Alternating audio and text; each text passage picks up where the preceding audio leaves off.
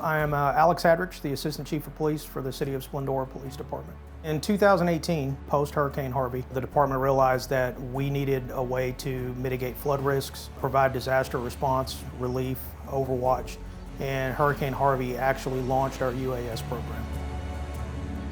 Our mission set for our UAS program covers a wide range of response technologies and capabilities to include accident reconstruction, all hazard response, even city infrastructure inspections. We use UAS on about 80% of our mission sets.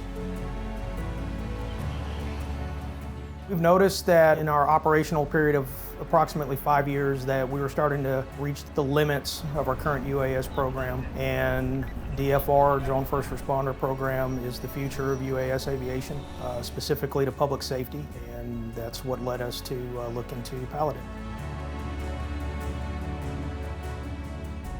So it's a game changer as far as the LTE technology goes. It's allowing us to extend our operational response areas, and we're able to reach areas much faster and more reliable than we can with standard RC aircraft operations. We were losing time, we were losing valuable time, and this affords us the opportunity to where that's negated. We can launch from our LZ at our station, and we can be on top of a location within a matter of minutes as opposed to 25 to 30 minutes.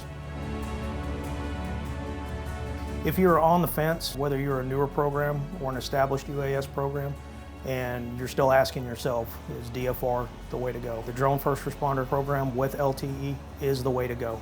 We're not going to look back from it. I'm glad that our division and our department has made that step, and it's beneficial to you, your citizens, and your businesses in the area to go DFR LTE.